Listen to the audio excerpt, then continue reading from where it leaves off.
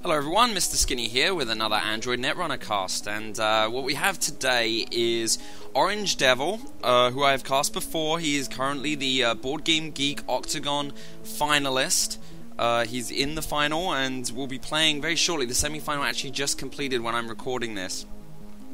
And he is playing Corvus today, who I have actually played myself on Octagon, and don't know too much about him. I believe he might have been in the tournament as well. A lot of folks actually were who have been on Octagon. So either way, we have orangedevil actually playing the Corpse. This is the first time I've recorded him playing Corp, and Corvus is playing Noise. Orangedevil playing Hasboy, and you can see that I'm screwing with my window there, and I've already broken the vertical scroll on this this program. So we've lost a little table space. All I can do is apologize. So orangedevil opens up with a green level clearance, where you get to draw one card and gain essentially net 2 credits. So that's a new study in static card, and then he installs 2 servers. And I actually missed what those were, so we're going to see now. So, Pad Campaign and an Adonis. Oh, and then Noise comes out with an immediate imp. So that's the last thing any HB Corp wants to see when he's put out some unprotected assets. So Noise runs the first server, sees a pad, will almost certainly trash that one. Go on, Corvus, you know you want to do it. You want to trash. Oh, you know, if I recall correctly, this he was having trouble with there's a bug. I think it's if there's server lag, he can't see the information on the card. It just comes back as question marks. But if he runs it again, should be okay. So that gets explained, and then he will access again, and there we go, technical trouble. But there we go, he trashes it. So 1 off of imp. And we continue. So Corvus has 2 clicks left for his first turn. He's sitting on a Aesop's pawn shop and a couple of Armitage jobs and a Djinn, and there's a Deja Vu. So be able to get those imps back if that's his plan. And actually, how wonderful to get to have the pawn shop and imp in hand as your first turn, knowing that you'll be able to. You'll use the last token off of that, and then you just pawn it away and actually sell it for more money than you bought it for, when it's absolutely useless. So there's some kind of market for vintage imp viruses, maybe, I don't know. But back to orangedevil, so he mandatory draws into an accelerated beta test, I believe, and he puts that out immediately. So he actually had 2 agendas in his hand. He has no ice anywhere right now. He has 1 ice in his hand, and it's the Chimera. So he puts that ice over the first server where he's put his first agenda, and he has 1 click left. He might be probably will use his hedge fund just to rack up the money. Yeah, there we go. So he's just got red herrings and is that a 3-point? I think that's the Vitri Via. So, oh no, it's Executive Retreat in his hand. So that's a 3-pointer, and right now an open HQ means 50% chance of that being scored. So we'll see what Noise wants to do. I mean, Noise actually immediately goes for the remote. It's interesting with open centrals. I mean, when I see an open R&D, I want to run it. I mean, that's a card that nobody's seen, and it could just very easily be in a 3-point agenda. Why not run it for completely free? But so it's Chimera, and orangedevil goes ahead and reses it, turns into a code gate. He can't know if Noise has any icebreakers sitting in his hand. Of course, with Anarchs, they would often, I've seen a lot of Anarch decks where they're basically just running Crypsis, and they're using their viruses for the means of weakening ice. So really, Chimera is not that great against an Anarch deck. So Noise runs the second remote and finds yet more assets, and notice that orangedevil didn't res that at the beginning of his last turn, because he would have net lost 1 on it, and he knew with the imp out it's pretty exposed and going to be gone. So imp is now completely clear of tokens and will be pawned next turn, almost certainly. Corvus, he did get stopped by the Chimera, of course, and then he draws up a card and installs Djinn, so he will be able to nab any virus card he wants now. orangedevil goes ahead, burns his turn to score the first card, and then Does he run the accelerated beta test is the question. You know, he hasn't seen any ice in his hand, so, I mean, he saw one ice so far, so it's a good bet to run it, really. And he does, and only gets one ice out. So we see what was trashed, and yeah, private security force got trashed. Wow. So, or was that that was trashed when the imp was put out? Look at that. So okay, so there's already 2 points in the hidden archives, which came out after the last imp, and then he just lost some more moneymakers. He lost his green level and a pad. So that's a lot of moneymakers gone. But better than more agendas going out. So, oh, and he got the one cost ice wall as his one. So what a terrible beta test. They're beta testing the weakest already known thing. Oh, so this is a pre-recorded game, and what's funny is I remember. So just you can ignore all this. If I had the wherewithal to actually edit my videos after the fact, I would edit that part out. But that was just because there was absolutely god awful music going at the time. It was like it was high vocals, and I had to turn it off. But yeah. At the time, I assumed I would be commentating live, but it's being re-recorded. That commentary was a disaster. I could maybe play as outtakes, but given that I can't even edit videos, you'd think I wouldn't be able to outtakes. So anyway, they're continuing. So it looks like he ran. So San was actually in HQ's hand. In Orange Devil's hand, and so Noise went ahead and ran HQ and found the Sansan and then trashed it with yet another imp that he brought out. So that's his second imp of the game, and obviously a great card to bring out while Aesops is in play. He's already pawned off the first one.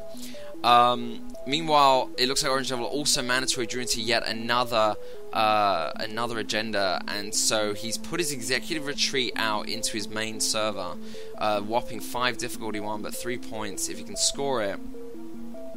And he has, yet again, he's got a 50% chance of his open HQ getting run. So Corvus runs HQ immediately, and so he's got a 50% on this and does not get lucky. He finds the red herrings, but of course he will trash that. Probably will even just pay the 1, won't even bother. Oh, he only has 1 credit. No, he pays the 1. He doesn't burn the imp token on it. And then he runs HQ again, so with 100% chance to get an agenda, let's see if he can score one. Yes, he does. He scores an agenda. So good on you, Corvus. You finally scored after some bad luck pulls before. So 2 points on the board for Corvus and 2 for Orange Devil. And we're sitting on executive retreat as out in the server. So then we get a third run on R&D. So it's been basically 3 runs on servers this turn for Corvus alone, and he finds a roto turret and just trashes it with his imp.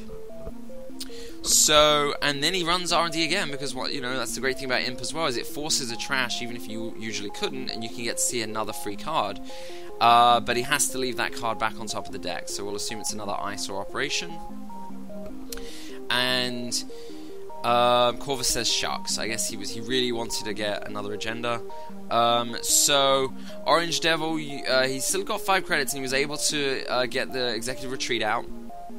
So this is a cute theme. As you can see, there's naked men in a hot tub. There are all the big executives from the corp off to some getaway, and basically that means that HQ is now empty. Everyone's left. And so to get all your cards back, you have to you burn that token. You get 5 cards out of your deck again.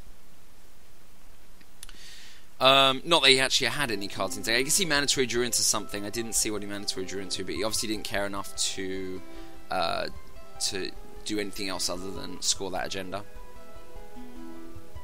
So Noise pawns off that other empty imp, and we will see where he goes from there.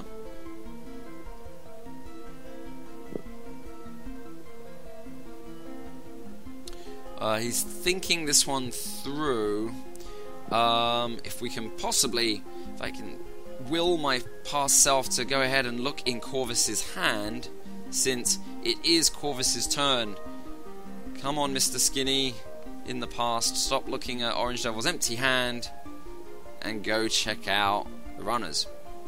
No, we won't. So the runner's actually saying to say, you know, actually I remember this. He had a phone call, so I think we can just wind it on just an incy bit. Skip 20 seconds here. Oh, okay, well, we skipped a lot, but it looks like, so he drew a card, he put out an Armitage code busting, and then just took money off of it. And you can see in his hand he has a Sure Gamble, he has his Grimoire console, and then the Deja Vu, and another Armitage. Corvus noting that he had a phone call and he can't play one-handed. I actually think this game is quite playable one-handed, which, you know, keep that dirty thoughts out of your mind. I guess if you want to use the hotkeys, obviously you do need your second hand for the keyboard, but generally it's a mouse-only game. So, yeah, fascinating UI stuff. So, Orange Devil comes home from the executive retreat and draws a bunch of ice. So now he finally sees some ice. And then I didn't quite see what that was that he put out into his remote. So he's putting his first piece of ice of the game onto R&D, Caduceus.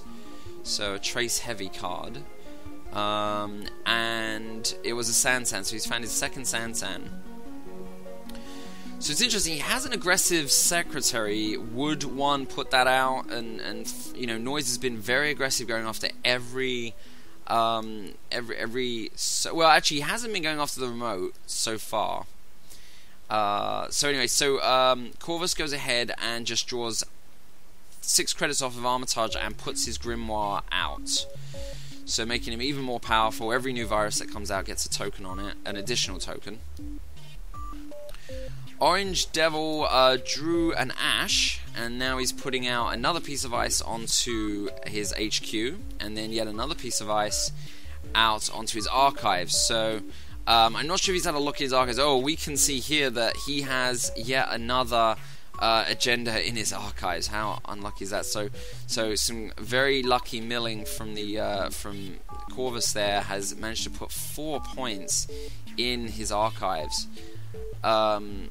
That's tough. That is tough. So Corvus is sitting on 2. So I mean, basically one run on archives gives him 6 points. And what was interesting actually, yes. So last turn when Corvus drew up a bunch of money and then put out his Grimoire, he had a free run on R&D and archives, and instead chose to go the economic route instead of going in. And you know, he knew that he'd already milled at least 3 cards into archives.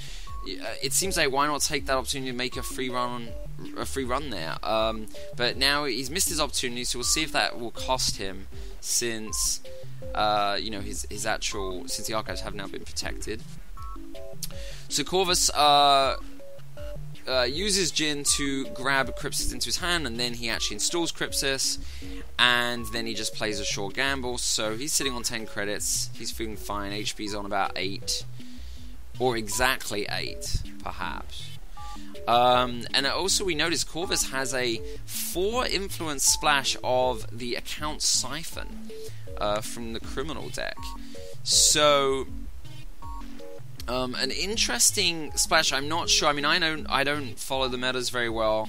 I'm not sure where the specific synergy is having like that credit denial card. I mean, obviously there's nothing wrong with this. Obviously considered quite a powerful card. It's just that with I guess a faction like Noise, they don't have a lot of ways of preventing tags. They don't tend to go very high on link, and so Account Siphon, it requires you take 2 tags. So you gain 10 money, but if you've got no protection against the tag and you don't want to just sit on tags the whole game, you're basically burning 4 of the money and 2 clicks to get. So basically you net 6 for 3 clicks. Is a way to look at Account Siphon. Plus, you burn the HQ of 5. So, I mean, not a terrible card by any means at its least efficient. But either way, that's what he chose to do. So, Haspyroid, Orange Devil goes ahead and installs a couple of cards. So he puts an Ash. So now he's got his 2 upgrade server here. And then he actually looks like he wants to essentially get a take back on that, and yeah, so he pulls Ash out, resets his money, and actually I think I remember there's a little mix up with stuff here. We're going to wind it on again.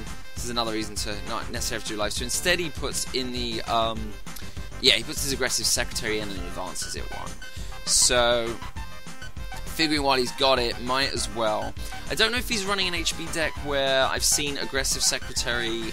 It's actually a great card to dump some tokens onto, and then Trick of Light tokens over as a means to kind of fast advance. HB obviously also big with the Biotic Labor, so they have all the tools to score high difficulty agendas out of their hand if they can get the money. So Corvus says, knowing that you have a Sansan makes this annoying, because yeah, he knows that he has to run a server just to spend a large amount to trash. You know, he doesn't know if he's going to get to the agenda, because, you know, the Sansan costs 5 to trash, and also means that obviously agenda could just get scored next turn. A 5 difficulty agenda could get scored next turn if that's a Sansan. Although Orange Devil only has 9 credits, yeah, just about have enough. So, okay, well, we get another imp out. I'm not sure if he went looking for that imp with Jin, or if he just drew into it. But yeah, yet another imp, so that's the third imp. Oh, maybe he deja vu'd his imps. I think he did, because he's got 2 imps back in hand. So, so he puts out his imp, puts a token on Crypsis, and then, you know, busts through the easy ice wall. And then, oh, interesting, so no ice rezzed. Not sure what it is. Oh, he knows it was the Chimera. So, yeah, that would have been a simple one to get through.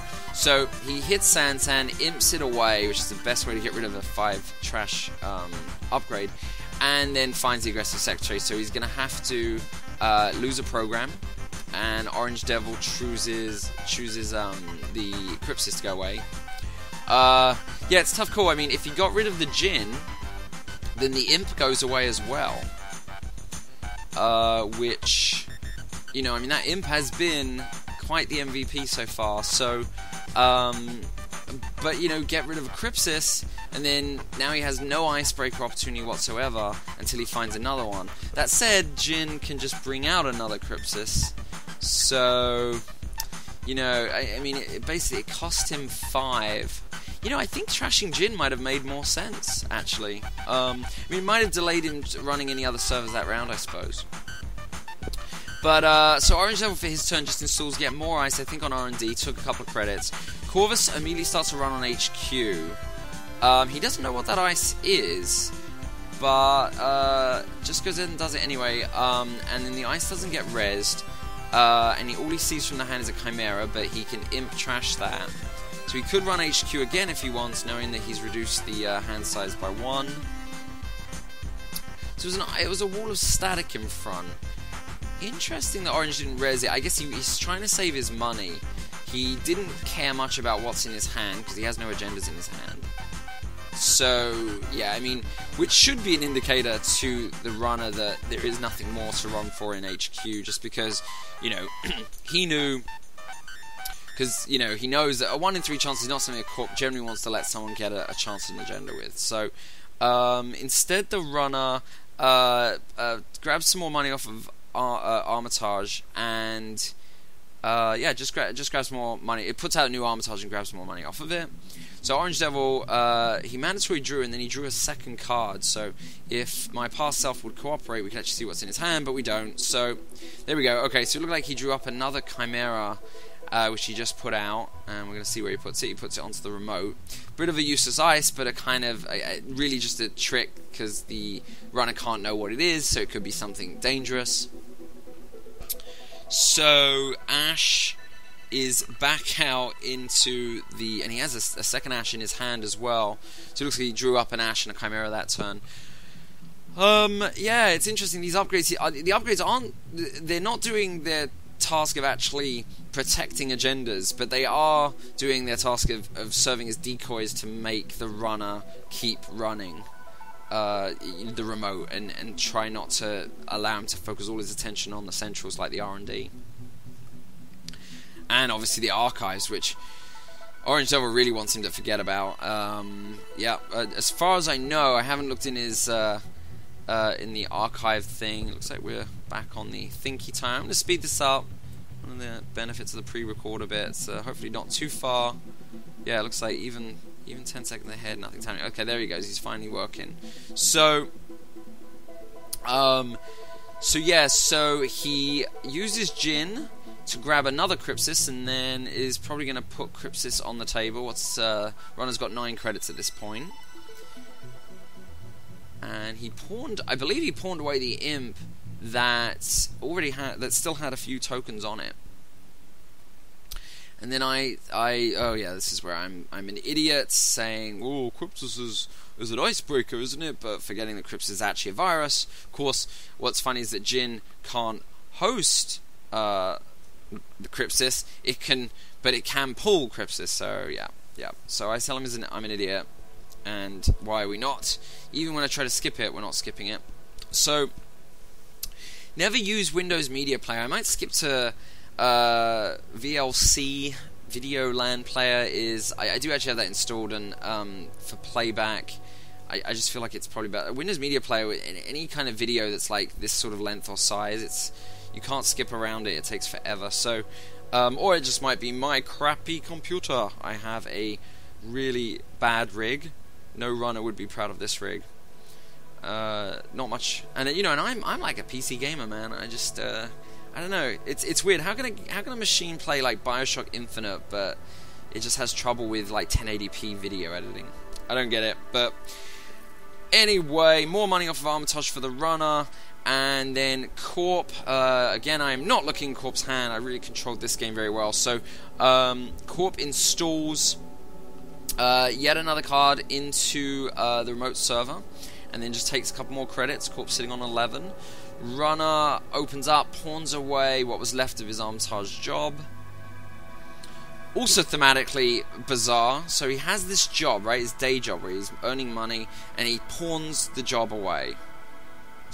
I guess we could say he subcontracts it? Let's say he's subcontracting the work. Alright, so we're seeing the account siphon here. So Corvus decides he's got his Crypsis with a token on it. So no matter what this card is, aside from, I mean, even if it's like a Wall of Thorns, even if it's like a bigger card, his Crypsis should be able to get through it since he has 11 credits. So Orange is doing a lot of math, he says, and yeah, I mean, like, so Orange is looking at what? So if he pays 3 to res, he's only got 8 credits left. And with 8 credits left, is that going to be enough to protect the first server, the remote server, or his archives or other things? I don't know. He's probably like thinking all that through. He's also trying to make sure. Well, that's right. So with the even if Orange pays the 3, he knows that the runner's getting through, and the runner will have to pay 4. But the runner then is going to account siphon him.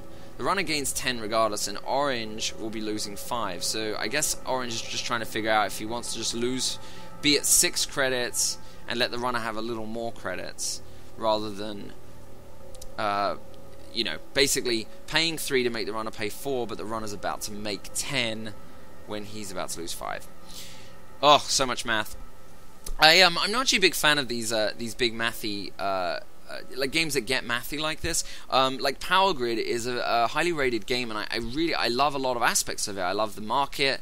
The resource market, the auction system, the building of the network, but it's so much math at the end, the last 2 turns, where you're in the 3-digit trying to figure out how much you're going to have to spend, how much you're going to have to save to spend on auction, and then to be able to pay energy costs. That's something I haven't played in a long time, but I just know I'm not a big math, heavy mathy math game fan. But I think Netrunner toes the balance, toes the line, fine.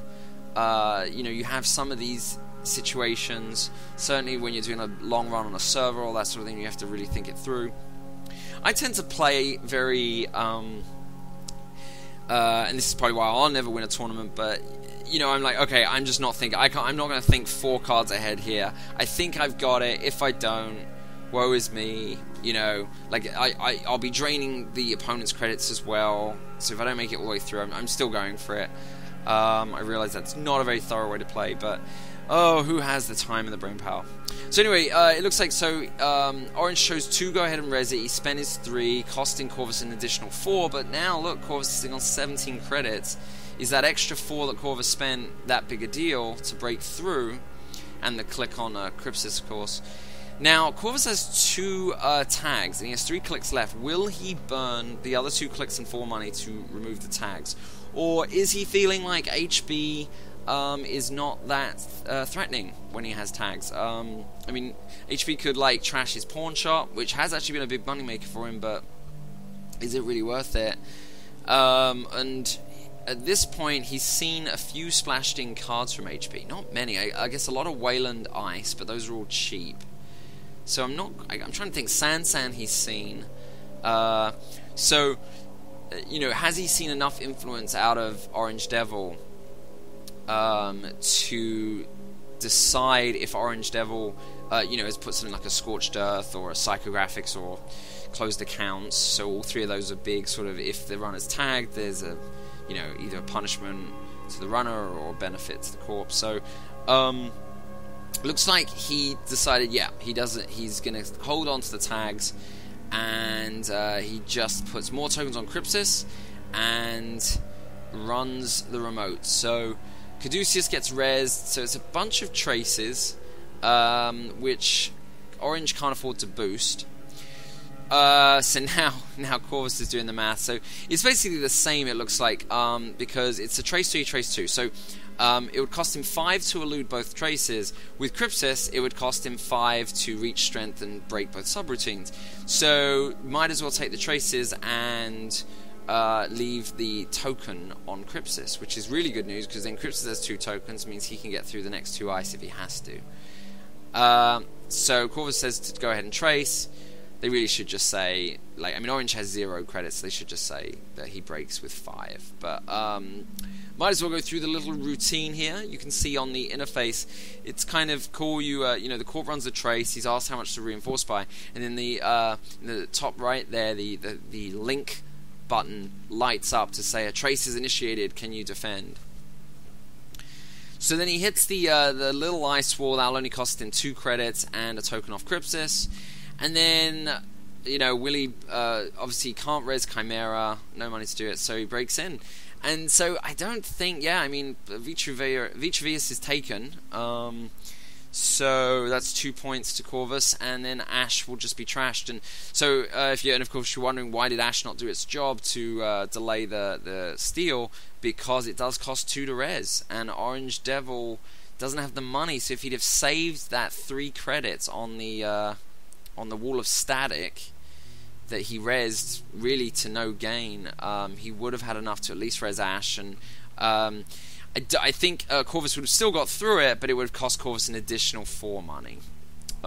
Which, you know, given that Corvus is now down to 7 credits, that would put him down to 3, so that would really put him into a worse shape. And Orange Devil would even have a couple credits left over as well, so, or maybe 1 credit, I guess, left over. Either way, Orange, oh dear, so it looks like I think he just installed, did he install another Ash, or did he install I think he installed an agenda in that remote, and then he mandatory drew into another agenda, so a 3-pointer as well. And then, and at this point as well, Orange has only 3 credits. I don't think, he cannot keep Noise Corvus out of the archives, which have 4 points in them at this point. So 1 run on archives wins the game for Corvus. It's just a matter of when he remembers. So pretty, I mean, seems kind of foregone. Yeah, Orange really on the ropes the whole game, and yeah, it doesn't look like. I mean, you know, hey, he got up to 5 points, and that's the you know thing about this game, is it's certainly. You just never know.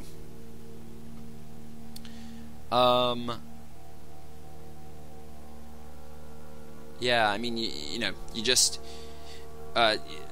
something could have allowed for 1 more score from Orange, but yeah, it all sort of turned around once after that executive retreat. Really, he never kind of was able to keep up. So Corvus thinks he's about to see an Edge of World.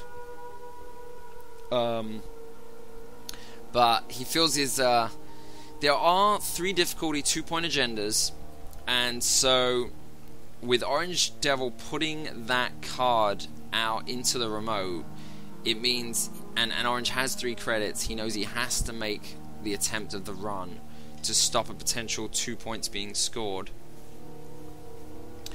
So he'll get through all of that. I mean, it's 5 as usual to get through Corvus, to get through the Caduceus, and then 2 to get through Ice Wall, and the assumption is Orange won't res that Chimera because it costs him 2 and it'll only cost 1 for the runner to get through, plus a token off Cryptus, I guess. But yeah, so he sees another Ash. So distraction worked. Corvus is down a single credit, and you know, gains nothing. Although it'd be nice to have that Ash out when he actually put the agenda out as well. So Corvus has 1 click left. What's he gonna do with it? He is just grabbing a credit, going back to sleep. So Orange has a biotic. Even if he 2 biotics now. So hey, he could. Even with 2 biotics, you can't actually score Executive Retreat out of your hand.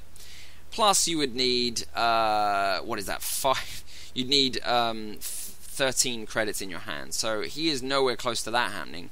So it looks like he drew up to just try to get a better agenda to put out. And this will be the end because Corvus is running the archives.